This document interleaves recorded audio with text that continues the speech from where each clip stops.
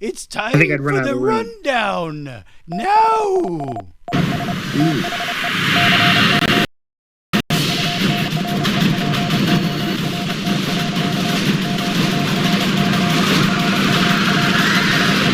Super Radio Rundown. Trent, have you seen Top Gun Maverick? Yes, I've seen Top Gun You Maverick. have. I'm not talking about the original Top Gun. You're aware there's a remake in theaters now, are you?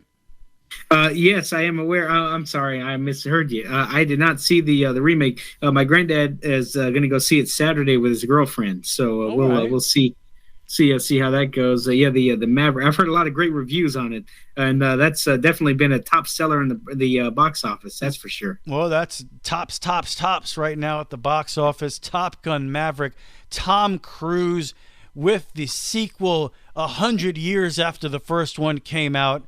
126 million for its first weekend at the box office. That's pretty amazing, Trent. Have you seen it yet? I have not seen it. I actually, I wasn't a huge fan of the original movie, and I tried to watch the original just to watch it and get myself prepared to see the sequel. And I'm an hour in. I haven't returned to it because it's so awful. It's literally like one of the worst movies ever. But the sequel looks pretty cool. It's modern.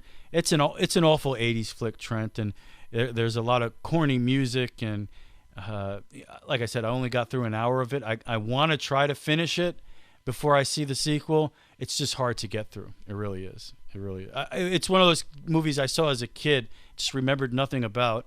And the other day I tried to sit down and watch it, and it's a pretty rough go. I would say it doesn't hold up. But Bob's Burgers, the movie, #2 at the box office. I remember when The Simpsons did this. It was pretty popular, long-running animated television show getting a feature film. Who would have thought way back in the day that Bob's Burgers would have gotten a movie? But they did, and 12 million at the box office over the weekend. Hey, that's a cult classic. People dig that show. And to round out the top 5 there, Downtown Abbey, The Bad Guys, and Everything Everywhere All at Once, still right up there with the top movies grossing wise in everywhere, Trent, in the universe. In the universe. Grossing movies in the universe. Now, I don't know if you know this, but Thor, Love and Thunder had a new trailer released this week, and it broke the internet. The internet, you were probably wondering, Trent, when the internet broke, you were like, whoa, I wonder why the internet's broken. Yeah. I went to open a web page on my phone, and it said web page unavailable. I said, whoa, the internet is broken. Yeah, you saw that. You're like, whoa, what? The internet's broken, but I don't know why. Well, I'm going to tell you why. Are you ready? Yeah. Because Thor was naked. It was a naked man.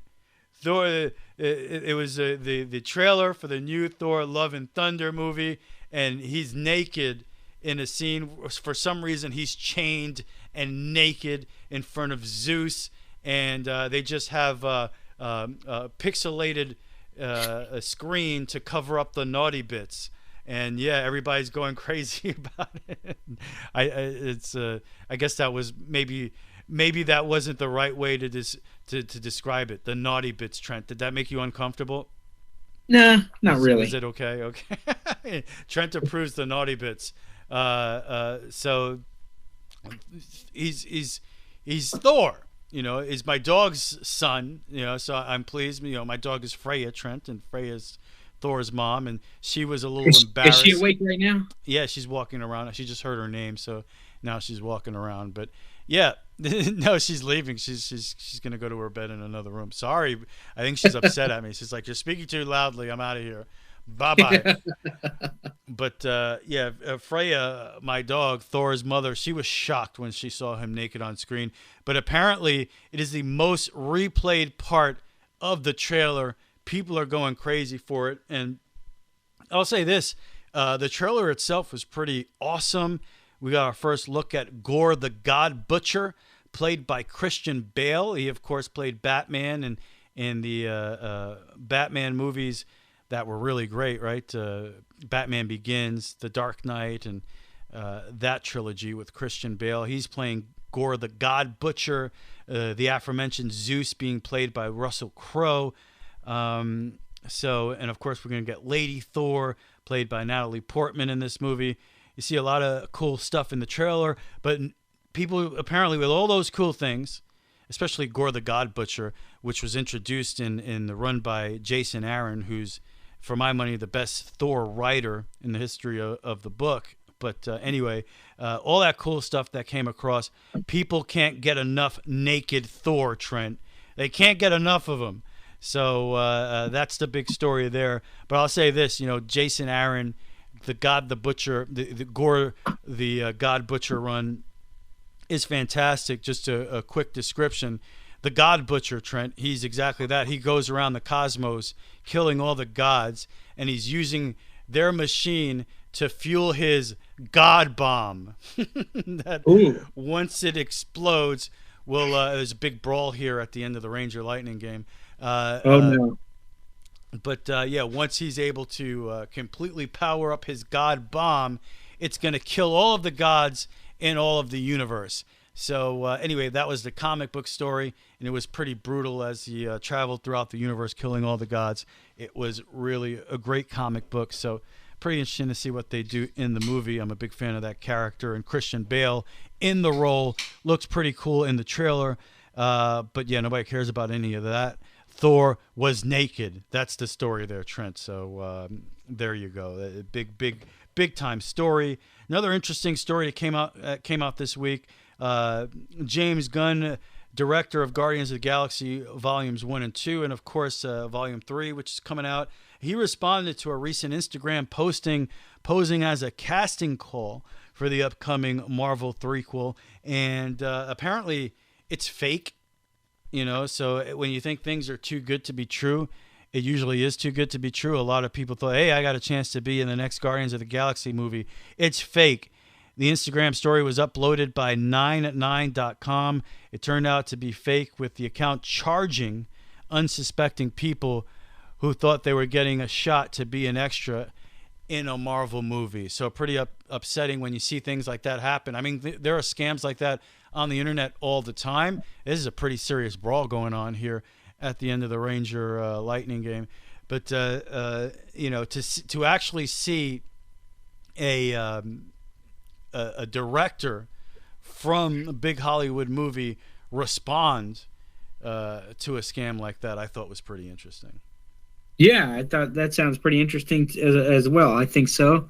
And yeah. I'll give you one last thing here, just in the comic book world, and it was big news. Joe Quesada, he's been basically the head creative editor-in-chief at Marvel Comics for the past 22 years.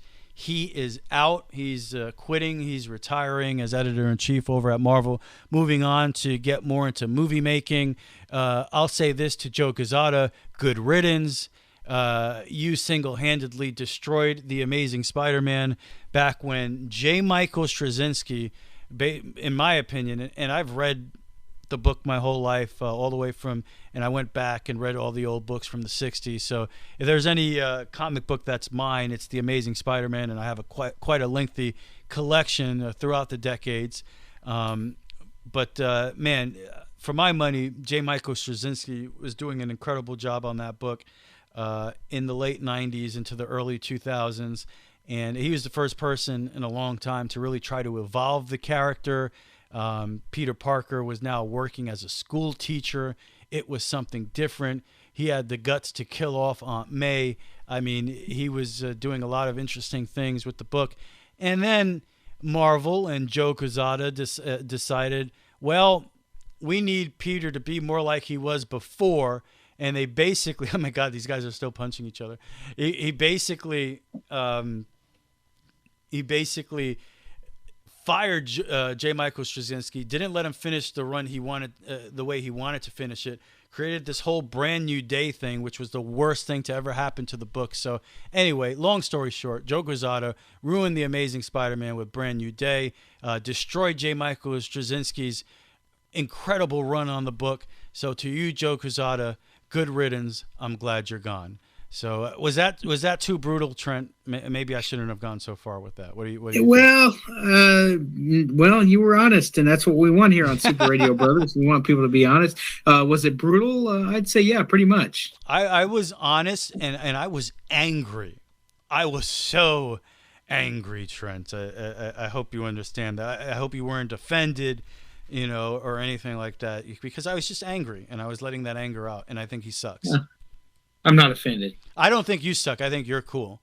I think he sucks. So thank you. I'm glad. I think you should be editor-in-chief at Marvel.